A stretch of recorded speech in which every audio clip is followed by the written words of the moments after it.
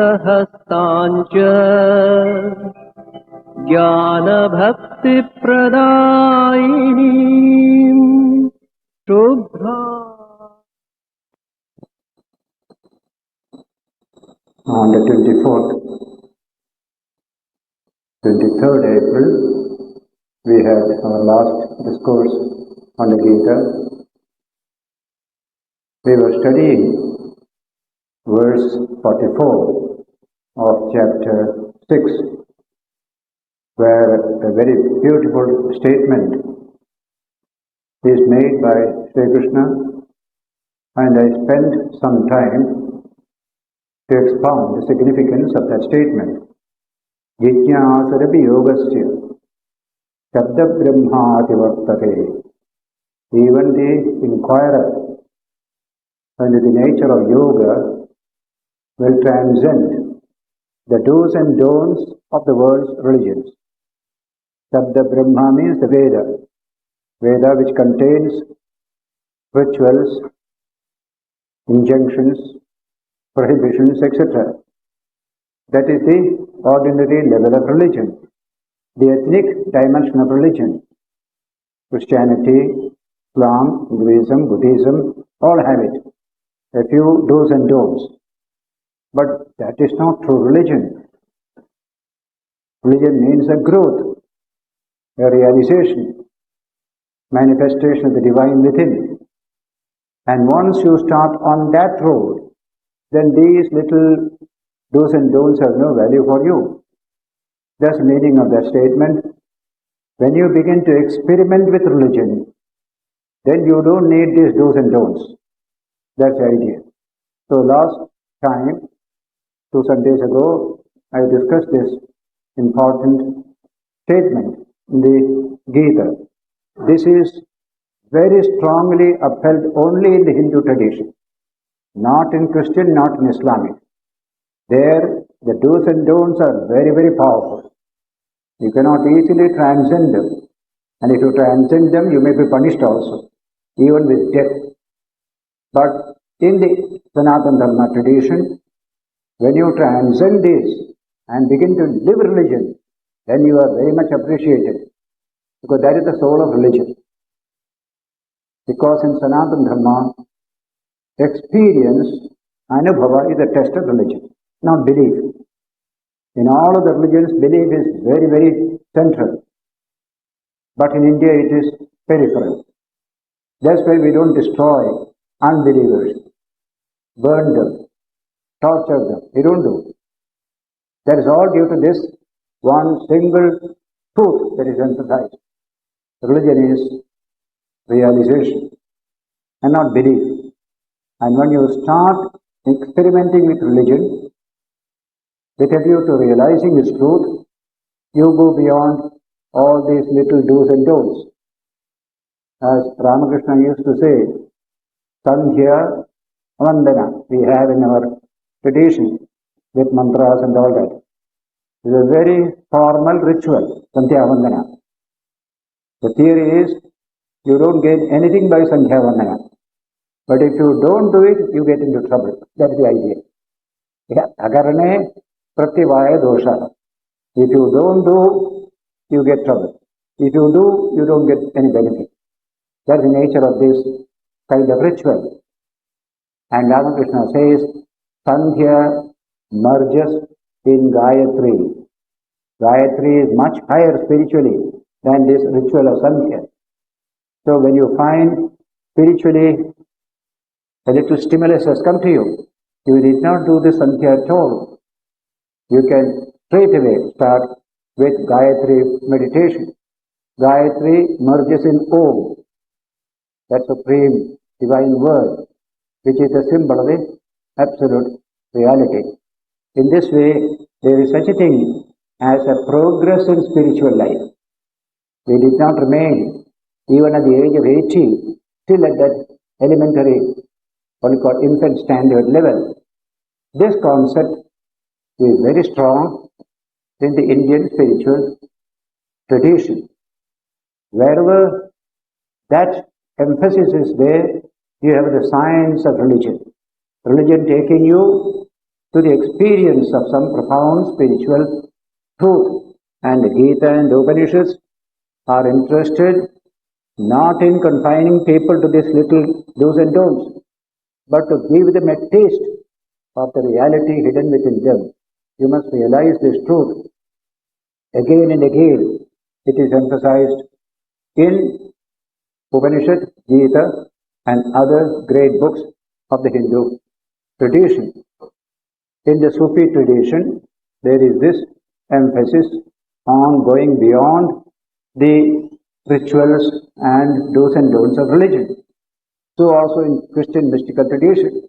But every time they have to watch for the reaction of orthodoxy.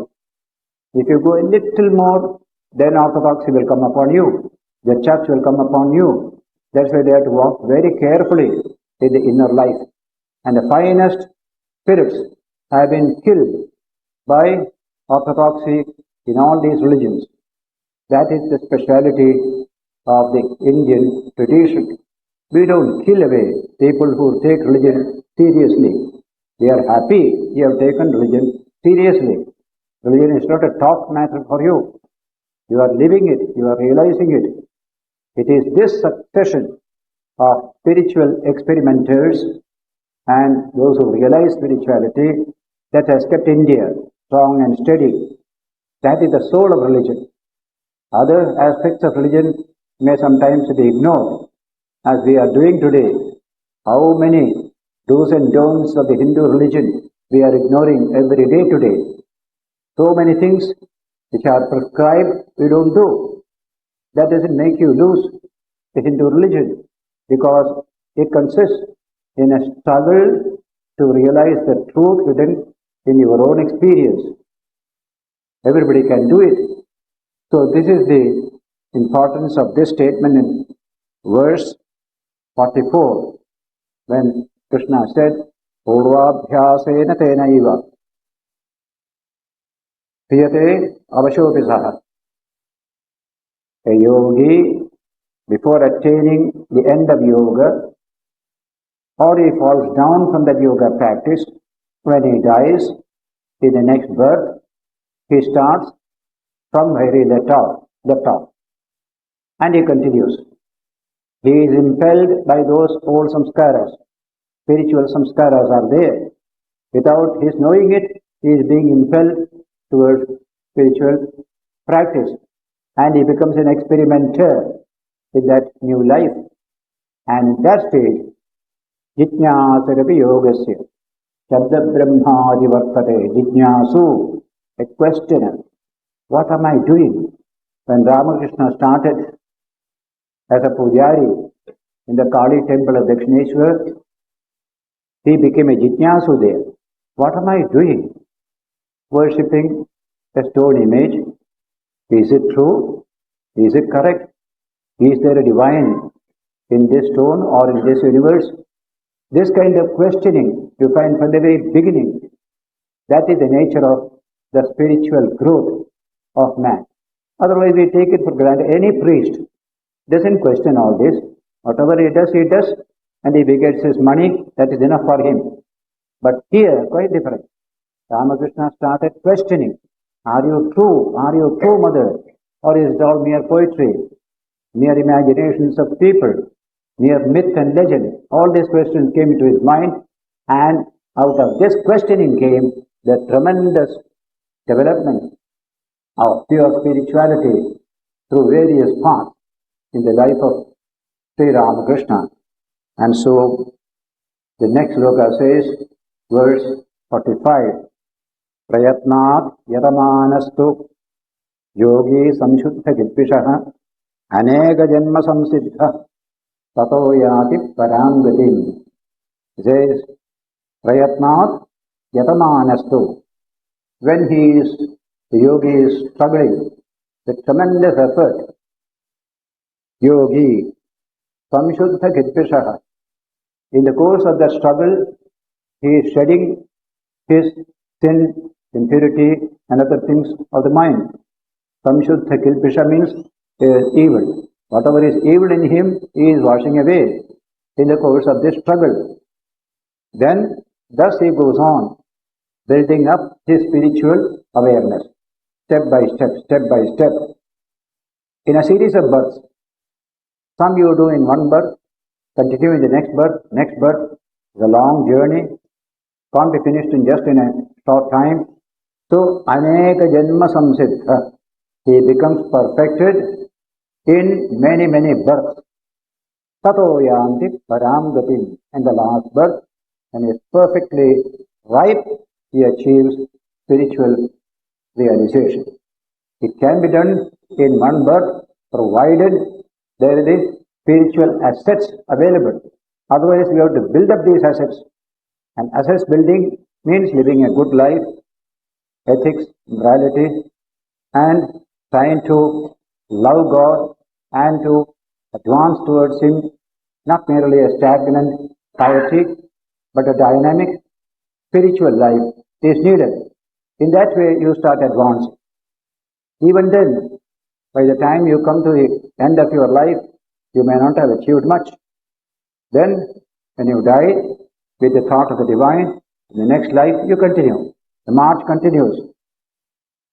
Narada, one of our greatest saints in the Sanatana Dharma tradition, in his earlier birth, he devoted himself to spiritual life. Even from mother's womb, he got spiritual instruction by the discussions of sages who came to his house, where mother was only a maidservant at that time. Then he struggled after mother's death. He is telling his own story in the Srimad Bhagavatam. Then he heard a voice, Narada, you cannot achieve the highest in this life. There are still some weaknesses that have to be shed in your life. So next life you will get perfect. And in the next life it is, you get the perfect Narada, who becomes the great messenger of God. It's a wonderful story about Narada all over in our Puranas. So he said that, Hanta asmin janmani bhavan navam drashtum shashakyate. In this Janma, you cannot realize me, O Narada. He heard a voice. And so he passed away, and the next birth, he achieved the highest. So difficulty. Prayatnat yatamanastu yogi samshuddha gidvishaha. When the mind is free from all evil and become pure, aneka janma samsiddha. We are building up our assets of purity and spirituality, life after life. And the final life, when it is perfect, tato yati param gatim, you achieve the supreme state of spirituality. We believe in different births, not just one birth only. Therefore, everybody has a chance to achieve this profound realization. It is the birthright of one and all. But do well this time. And then, if it is not over, while leaving the world, think of the highest and start your new life from where you left off here. This is a very beautiful, elevating, encouraging truth for all of us. And so, the next sloka says, a comparison between various types of spiritual practitioners. Tapasvidhyo dhivo yogi, jnanibhyo matodhikaha. Then, karmibhyaschathiko yogi, tasmat yogi bhavarjuna. Yogi that is expounded in the Bhagavad Gita from the second chapter onwards, to strengthen which we add various streams of thought and inspiration, including the great technique of meditation of this chapter. Patanjali's idea of training the mind, making it calm and steady, all that is included in the yoga of the Gita, karma, jnana, bhakti, and this dhyana. All these are included in Krishna's teaching of yoga. That is the Gita idea of yoga. This yoga is so comprehensive. I call it a comprehensive spirituality. During work, during leisure, during human relations, and during meditation. You are all in that world of yoga. You are a yogi. That is a beautiful idea. To tell a housewife you are a yogi, people will be wondering, how can she be a yogi? Yogi is something, a specialized type of human being somewhere in the Himalayas. No. Krishna says you are a yogi. Tells the IAS and IFS people in Mussoorie, when I spoke there, Krishna whispers in your ear, you are a yogi. Be a yogi. You are all to be yogis. That's the nature. Comprehensive spirituality is yoga. So he says here, tapasvibhyodhiko yogi. Yogi is superior to a tapasvi, one who practices austerities. Austerities are not of much spiritual value, very little value. You can say, suppose I fast for 5 days. The only advantage you get out of it is that you can control your sensory appetites. That is one great gain. There is nothing else out of it.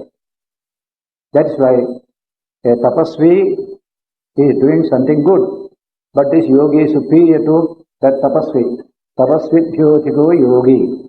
Jnanibhyopi matothika. The jnani who has studied, theoretically, all about philosophy and religion, what is God, what is the soul, he knows everything. That jnani also is inferior to this yogi. Jnanibhyopi mato athika. You have known God, you have known the soul, but you have not experienced and become one with it. That kind of jnani. Jnani is inferior to this yogi. And then karmibhyaschatiko yogi. Those who do karma with attachment, with all the love and hate relationships or ritual ceremony kind of karma, that karmi is also inferior to this yogi. Karmibhyaschatiko yogi. Then finally comes a wonderful exhortation in the last part of the sloka, sloka 46. Tasmat, therefore, yogi bhavarjuna, be a yogi, be a yogi. If you ask what Krishna is going to advise you, I will say this, he is whispering in your ear, everybody is here, be a yogi, be a yogi. That is your birthright. You are realizing what is already hidden within you. Spirituality is your birthright. Try to realize that birthright. That is the message Krishna conveys to every person. There is no person who can not become a yogi as taught in the Gita. But other types of asceticism and other things we cannot do. Many people cannot do. There is no need for it also. Wasteful energy, that's all. As Buddha discovered, after 6 years of ascetic life, he became thin, he became lean, he became weak. When he touched here, the belly, he says in his talks, I could touch my backbone. That was the nature of his body due to ascetic life. And he tried to get up, he fell down. Then he sat and asked this question, what is this ascetic life? What does it lead me to? Absolutely nothing. Sterile. This body is needed to achieve the highest illumination. I am weakening it all the time. And so he said, this is vulgar. Asceticism of this type is vulgar. Similarly, those who get immersed in sensory life, they are also vulgar. I shall follow the middle path. What a beautiful expression. Madhyama Pratipada, the middle path, which you saw already at the beginning of the 6th chapter. Don't eat too much, don't starve too much, don't work too much, don't rest too much. All this that is said there. Those who take the middle path, they achieve yoga. Therefore, this type of tapas has no meaning at all. The little meaning that you can get out of it is, as I told you, Ekadashi day you fast. Your body says, I want food. Your mind says, no, you won't get it. So you are controlling your body. You are the master of your body, master of your sensory craving. That is the blessing that you can get out of that particular tapas. But real achievement is far ahead. That's what he is saying there. tapasvibhyodhiko yogi jnanibhyopi matodhikah karmibhyaschaadhiko yogi tasmat yogi bhavarjuna. I like this beautiful exhortation to every child. In the ear you can tell, be a yogi, be a yogi, as taught in the Gita. Good work you do, help people, serve the people, bring happiness and cheer to one and all, develop peace of mind, strength, detachment. All this is part of yoga, a full life as we call it. Lord Ramakrishna calls, see God with eyes open at the time of work and eyes closed at the time of meditation. That is the nature of this yoga. That's why you can bring in work as an important element of yoga. Usually work is not considered element of yoga. Work is just something external. Samsara, we call it all samsara. You are doing some work at home, it is samsara. No, it is not samsara. It is yoga. Krishna is going to tell, every work is sacred. Every work is holy. By itself, work is neither good nor bad. But the attitude of the mind makes it good or bad.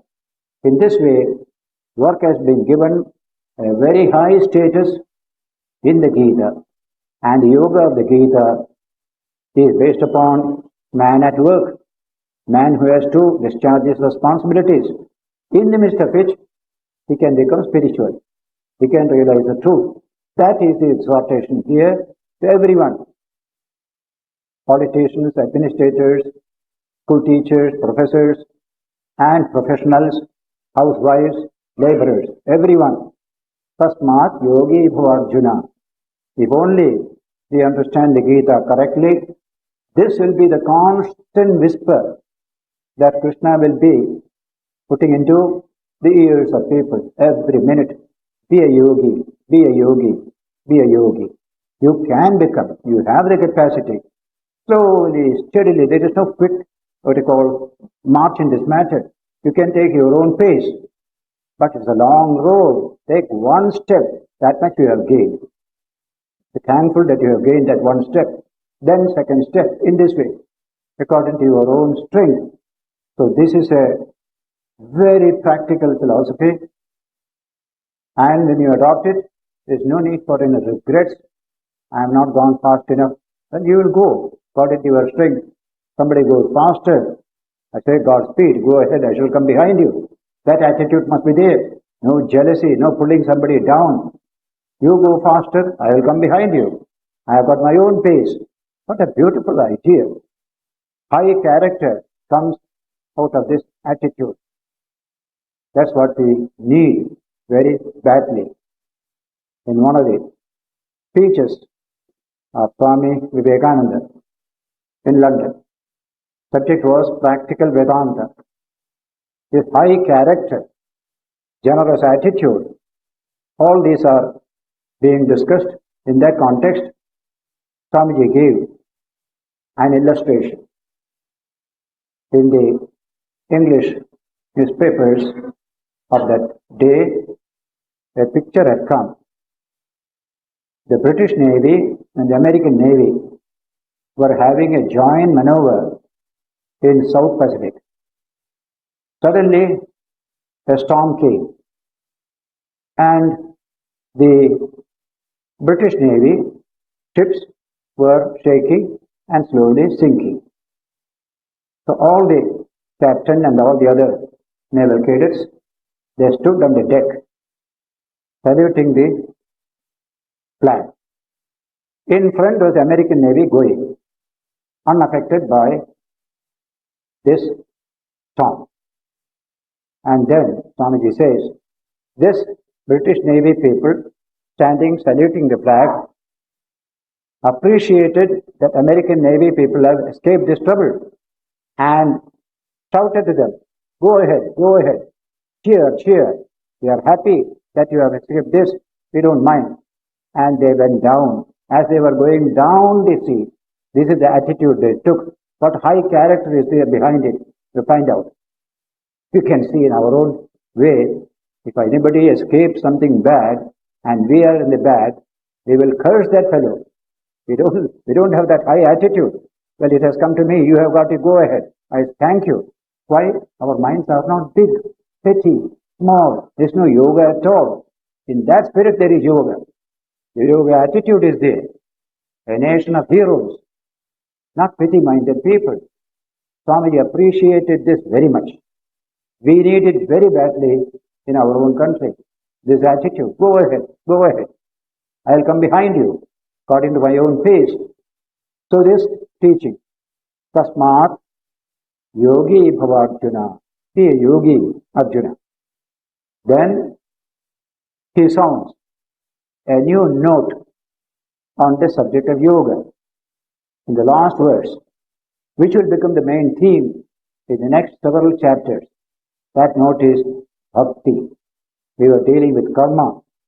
We were dealing with dedication. We were dealing with meditation. So many things we dealt with. At the end of the 5th chapter, there was just a little note of bhakti. The last verse of 5th chapter, Bhoktaram Yajnatapasam Sarvaloka Maheshwaram Suhurdam Sarvabhutanam Nyatva Mam Shanti Vricchati. A beautiful verse. Says, those who know me as the friend of all beings, Krishna is telling us the incarnation of the divine, who takes in whatever you offer in worship to any god or any deity, ultimately they all come to me. Bhoktaram yajna tapasam. All yajna and tapas ultimately reach me, the central divine. Sarvaloka Maheshwara, the supreme lord of all the universe. And then Suhridam Sarvabhutanam, I am the friend of all beings. That's the language he has used there. Knowing me as such, they attain peace of mind. Real peace will come in God, in the one indwelling divine in all. That note had struck in the 5th chapter. Now, in this last verse of the 6th chapter, a similar note of bhakti is being struck, so that the whole subject of yoga becomes richer and richer with new flow of ideas, new inspiration. Just like the Ganga becomes richer when other rivers join it as tributary. And at Allahabad also you have Yamuna joining. Then sometime later the Son. So many rivers are joining. So it becomes richer. So also the treatment of yoga begins as a very bare treatment of a philosophical theme. Then every chapter adds new meaning, new strength to that presentation. Here, in the last shloka of the 6th chapter, that is a new element introduced in the yoga. Bhakti, love of God. When you work, if there is real love of God, that work becomes really a joyous experience. Therefore, you are first putting that new element into the yoga of the Gita. Yoginam api sarvesham madgate antaratmana shraddhavan bhajate yomam same yuktatamo mataha, he says. Among all the yogis, yoginam api sarvesham madgatena antaratmana, whose inner self has been drawn towards me, as eternal self of all, incarnate as Krishna, madgatena antaratmana, shraddhavan, with great faith and conviction, bhajate yomam, those who worship me, sadame yuktatamo mata, he is the supreme yogi. Tama in Sanskrit is superlative. Tara and Tama. Tara means comparative, better we say. Tama is superlative, best. That's why Taratamya is the word for comparison in Sanskrit. Taratamya. So Taratama. So Tame Yuktatamo Mataha. Among yogis, he is the supreme yogi. When bhakti enters into, you have got jnana, bhakti, jnana, and karma and human relations. This is already the base. So a new element is entering into the exposition of the yoga of the Gita from this verse onwards. and this is the last verse of the 6th chapter. We enter into the 7th chapter. In this, you will find bhakti coming in a big way. In the 8th, 9th, 10th, 11th, 12th. All bhakti, strengthening this wonderful path of yoga, enriching it in every sense of the term.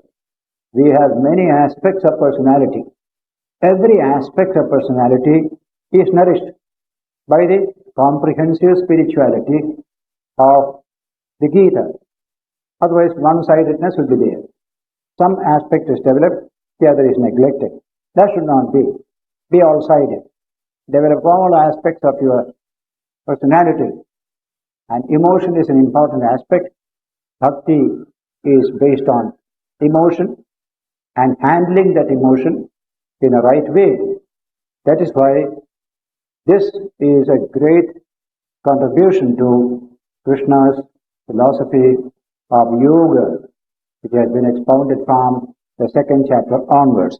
Here we begin the 7th chapter. Sri Bhagavan Uvacha. Bhagavan said, Mayyasakta mana partha yogam yunjan madashrayah asamshayam samagram mam yathatnyasyasi tattunu. Very beautiful expression here. With the mind intent on me, it says, Mayyasakta mana partha. Your mind is drawn towards me. Such a person. Yogam yunjanya. He is practicing yoga. Madashrayah. Always depending upon me. That one infinite self in the heart of all beings who has become incarnate as Krishna. That is his true dimension. Yogam yunjan madashrayah asamshayam samagram mam yathatnyasyasi. How he understands me in my fullness. That listen to me. That learn from me. Samagram. No reality in its total aspect. Not in segmental way. That's why many people are fanatic, intolerant. Why? They see truth only in a piecemeal condition. And they hold on to it. Everything else is wrong. And they come to fight and quarrel. Because India had a comprehension of the fullness of reality, India became the land of toleration, of understanding that you can approach that reality through various ways. Not what I have got alone is true. As they say in English, my doxy is orthodoxy. Your doxy is heterodoxy. So you must be punished. That's the language. But here it is not so. We respect everybody's belief, everybody's spiritual path. We welcome them. That is the greatest glory of this great India. And it started achieving this glory from the Rigveda onwards. Whole tradition of India, Vivekananda used to say, the whole history of India, its real inner strength and spirit can be understood by understanding that little verse of the Rigveda of 5,000 years ago. Ekam sat vipra bahudha vadanti. Truth is one. Sages call it by various names. Names are different. Forms are different. But the truth is one and the same. That was so much inculcated into the mind of the people of India. This land became a land of harmony, a land of toleration. No kind of persecutions and killings and this and that. Very, very little only has taken place in our history compared to any country outside. Therefore, he is telling here, Samagram Mam, know God in his totality, in his fullness. Because every personal experience will only deal with an aspect of the divine. We are asked to practice respect for other people's experiences, practice tolerance. That aspect of tolerance is founded by our late President Dr. Radhakrishnan in his Oxford lectures. lecture from what they call Eastern religions and Western thought in that famous book. This is his definition of religion and toleration as we understand in India. Toleration is a homage that the finite mind pays to the inexhaustibility of the infinite. The infinite is inexhaustible. If I have an experience of the infinite and I say I have taken the whole infinite into me, it will be foolish. There is so much left over. Others also can have experience of the infinite. Because of that, I tolerate other people. I respect other people's experience. That is India's attitude. Toleration is the homage that the finite mind pays to the inexhaustibility of the infinite. That is a very beautiful idea. You take a vessel, go to the ocean, take whole vessel full of water, and next time you say, I will exhaust the whole ocean next time. Nothing will be left there. That will be foolish. And a number of people can take water from the ocean. So Ramakrishna gave that parable. An ant went to a hillock of sugar, huge lump of sugar. He took one grain and ate it, took another grain and put in its mouth, and on his return to its hole, it told, next time I shall exhaust a whole hill of sugar. What a foolish statement. Such statements are made in religion, in all the world's religions. That's what creates intolerance, misunderstanding, etc., and violence and war. That could not happen in India because of this idea. There is such a thing as partial knowledge of reality and complete knowledge of reality. Here I shall tell you how you will know me fully. Samagram is the language used here. Samagram means full, totality as we call it. Asamshayam samagram mam yatha patnyasyasi tat shrunu. Listen to me. How you understand reality in its fullness.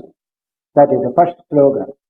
Then, next slogan adds one more point to this teaching.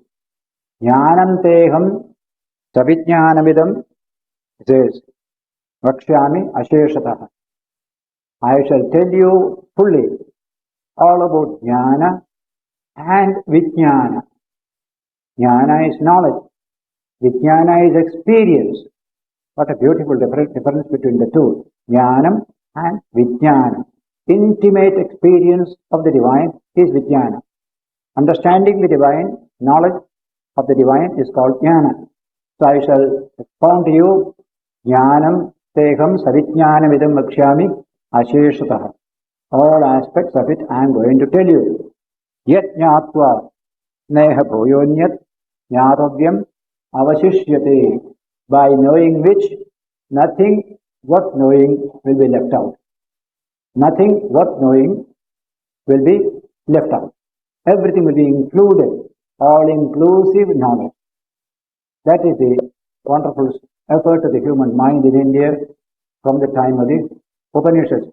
That is where this quality of compassion, tolerance, understanding, all these will come. Even atheist and agnostic we respect all through our history, because when you have a complete knowledge of reality, you find the atheist is one who struggled to understand, he couldn't come to any conclusion. Naturally, we feel sympathy for him, we respect him. But if you hold on a particular theory or dogma, and that man doesn't believe, we say, he must be destroyed. He must be destroyed. This alone is true, this dogma that I hold on.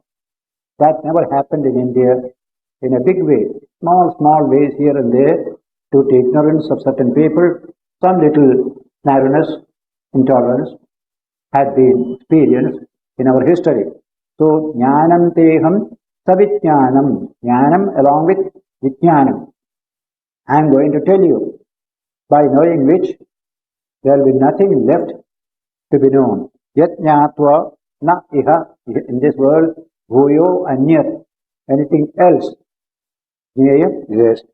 Jnatavyam, worthy to be known. Avashishyate, will not remain. Everything will be inclusive. Totality of reality. Philosophy deals with reality in its fullness. Various sciences deal with reality from various segmental point of view. Take, for example, chemistry or physics, dealing with certain aspects of physical reality. And when you go to botany, zoology, another aspect comes in, another aspect comes in. All this together, then psychology, ethics, all these things go from the inner life. Now take all this together, then only you get the totality of reality. That's why many philosophers in Europe define philosophy as the summation of all knowledge. All knowledge must be included in philosophy. Nothing should be left out. That's what we have tried to do in the Vedanta. That is what is being expounded briefly in this part of the Gita, the verse 2. And verse 3 is a great verse, often repeated in our discourses by scholars and saints. Manushyanam sahasreshu kaschit yadapi siddhaye yatatam api siddhanam kaschit mam veti tattvataha. Among thousands of people, only a handful really struggle for spiritual perfection. Manushyanam sahasreshu kaschit yatati siddhaye. For spiritual perfection, siddhi, a few only strive.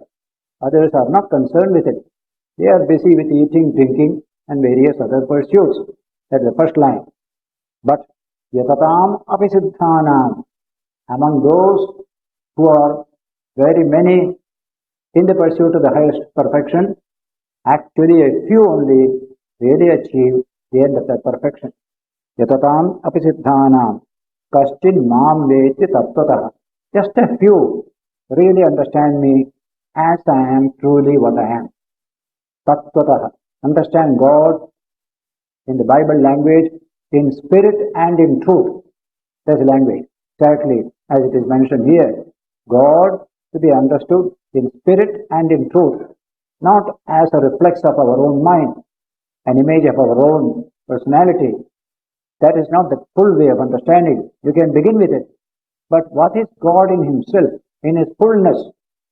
That is what they wanted to understand. Sarvam, the word sarvam comes there. Everything, nothing is left out. Everything is included. What is the nature of that philosophy? That is the contribution of what you call the Advaita to the world's thought. That philosophy of non-duality, ultimate oneness. We have all come for the one. We all return to the one. That one, Ekameva, Advitiyam, Brahma. Brahman which is one and non-dual. That is the Brahman which is the theme of Vedanta. And there you will find the idea of completeness, fullness, nothing left out. So here, many try, but a few only achieve. It is like our Olympics. How many people participate in the running? And a few only reach the final destination, of which only one will reach the first mark, because all others are later. In spiritual life also, we all start together, but according to our capacities, our speed will be limited. So it will take time. But having said this, the main truth is everyone will attain some time or the other, because that is his own nature. So that everybody is capable of achieving the highest. But in limited sphere of life, you see, 1,000 people. Among 1,000, a few strive for spiritual perfection. Among those who strive, only a few really achieve the fullest perfection in this life. That is the sloka in the third sloka of the 7th chapter. In Bible, Jesus said, many are called, but few are chosen. Many are called, but few are chosen. It is like our employment business. For 10,000 applications, 10 will be taken. That is all. Similarly, in spiritual life, we all join the race.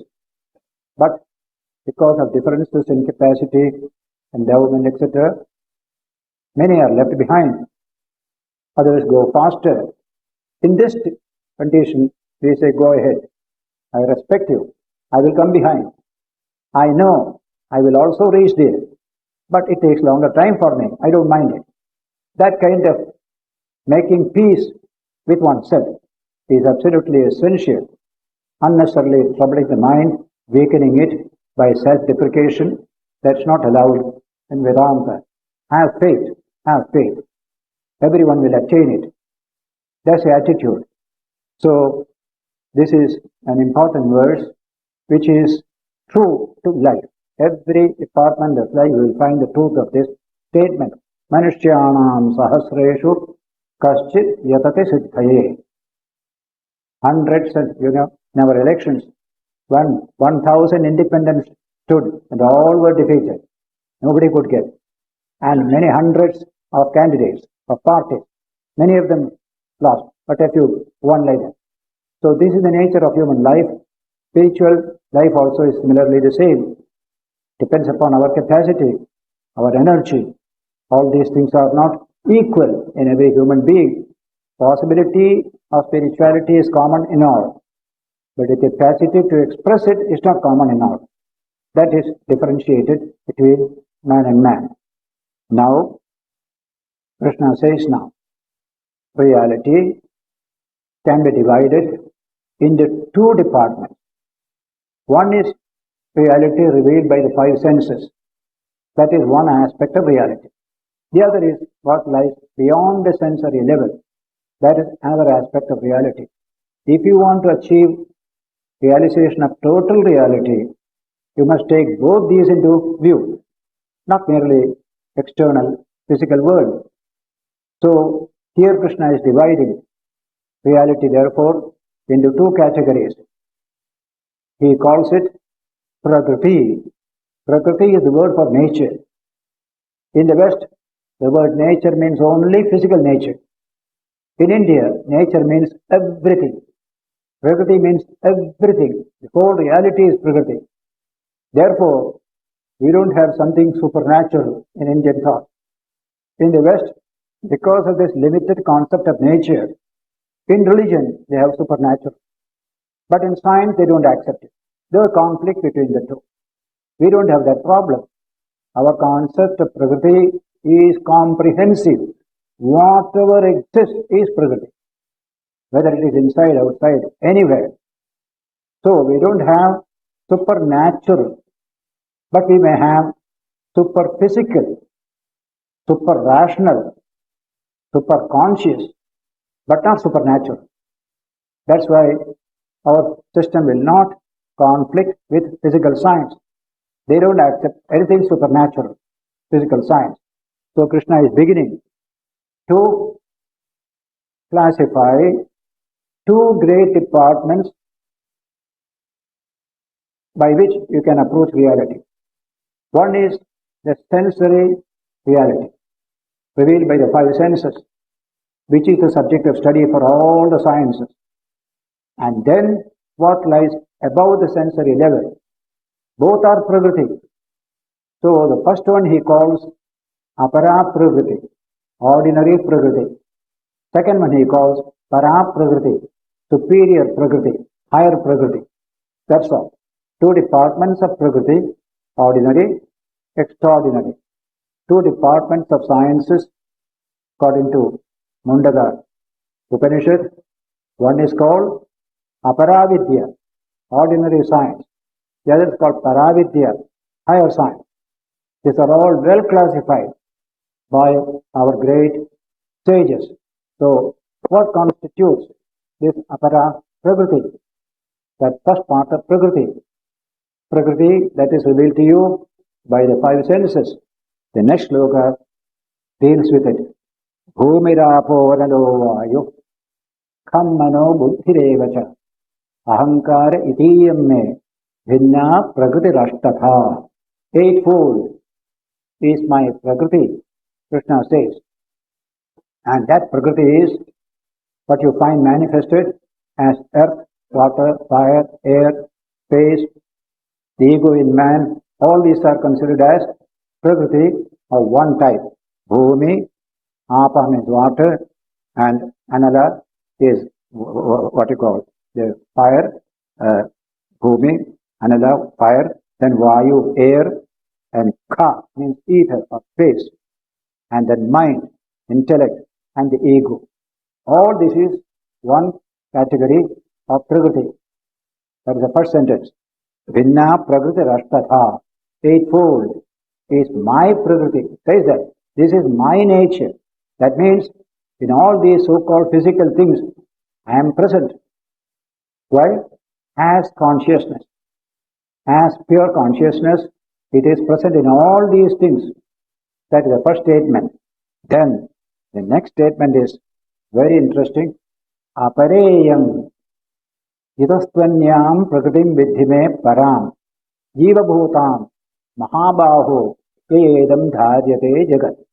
Consider this eightfold Prakriti to be my inferior Prakriti, lower Prakriti, apara. Apareyam. This is apara Prakriti of my nature. But now try to understand that para Prakriti, the higher Prakriti of mind, which is of the nature of intelligence, nature of consciousness, jiva bhutam. O Arjuna, edam dharyate jagat. It is that higher Prakriti that sustains the whole universe. Pure consciousness sustains the whole universe. That is higher Prakriti.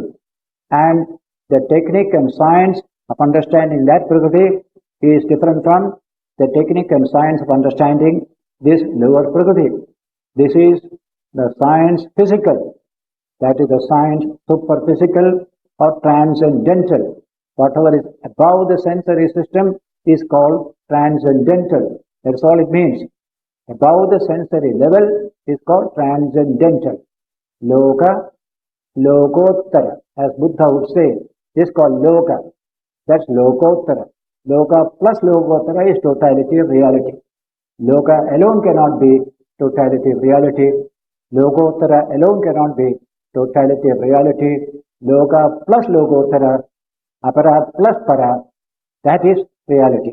So in this second verse, that is verse 5, apareyam itastvanyam prakriti vidhime para. Apart from this, know thou my higher Prakriti, superior Prakriti, jiva bhutam, of the nature of jiva, consciousness, awareness, intelligence, the principle of intelligence. The whole world is dull dead matter. From the starry system up to a lump of clay, everything is dull dead matter. There is no jiva there. But when jiva appears, a new reality comes in, a new dimension of reality comes in. Jiva bhutam, mahabaho, yedam dharyate jagat, by which this whole universe is sustained, is carried, as it were. So this second aspect of reality was not there in modern science till now. Only the first aspect was there. And they were telling us always, this is the whole of reality. There is nothing higher. There is nothing higher. Science is everything. Science is everything. That kind of attitude is slowly breaking down. In the West itself, many scientists themselves have begun to feel that this is only a limited aspect of reality. There is something higher. That something higher is consciousness, what you call intelligence. That's why as new books come out from the press, you find this classification of Gita getting recognition. That day, Fred Hoyle, astrophysicist, was here speaking in the Birla Planetarium. So I talked with him. I had read his earlier book some 30 years ago, perfectly materialistic, that book was. Now he has written a new book, The Intelligent Universe. Wonderful. Where the intelligence has come now, as it has come. And he told me, yes, we have changed our attitude. You can't explain the world without that principle of intelligence. What a wonderful idea. Though, even in biology, embryology, and all these subjects dealing with the living cell, many scientists even today will dispense with all concept of intelligence. Everything is mechanical, chemistry and physics, and nothing else. That is some people's view. But other scientists are finding no, that cannot be. The behavior of a living cell, what a wonderful behavior. It develops, it grows, it multiplies, it repairs itself. It doesn't need external material to repair. From itself, it finds material to repair itself. What a wonderful thing it is. And so also, the small little cell becomes multiple, and becomes a living child. What a wonderful growth it is in embryology. So in all these fields, many scientists have begun to feel mere mechanical explanation cannot explain the way things behave. You do need that second category called intelligence or consciousness. Especially goal-oriented actions need consciousness. This is a goal-oriented action. A particular cell or a particular gene in the cell goes to a particular target in the development of the embryo. What a tremendous direction you find there. All this cannot be treated as merely physical or mechanical, though many people still believe in mechanical. Today they are called reductionists, those who reduce everything to the primary physics and chemistry of the world. They are called reductionist philosophers. They are not respected. Slowly people are going beyond that reductionist attitude. So when Krishna tells here, know this to be my inferior prakriti, there is my superior prakriti by which the whole thing is animated. Yayedam dhadide jagat. Whole world is sustained by that wonderful intelligence, principle of intelligence or consciousness, which is my higher nature. The same divine having two dimensions. This apara, this para. This is jada, this is conscious. Chit, as we call it in Sanskrit. Chit and jada, two aspects. Jada is, you can see, all around you. Only in a living cell you find the chit principle manifest. It is there, according to our philosophy. Even in the jada, the chit is there. But the jada is not developed enough to manifest that chit. But when it becomes developed, slowly that manifestation comes. So all evolution, according to Vedanta, is manifestation of something deeply hidden within. And so they call it evolution of structure, manifestation of consciousness. That's the meaning of evolution. Evolution of structure. The structure evolves. Consciousness that is there finds it more easy to manifest through that evolved structure. Say for a living cell, very little consciousness can find manifestation there. But when the cells multiply and they become diversified, they become integrated into an organism, then more consciousness is manifested there. Same thing, when it develops a cerebral system in a human being, much more consciousness is manifested there. What is manifesting? Consciousness. What is evolving? Not consciousness. Consciousness has no evolution. It is ever the same. Evolution is only in structure, structural evolution. And by structural evolution, you manifest more and more. What a beautiful idea. A baby's body has only a very elementary structure.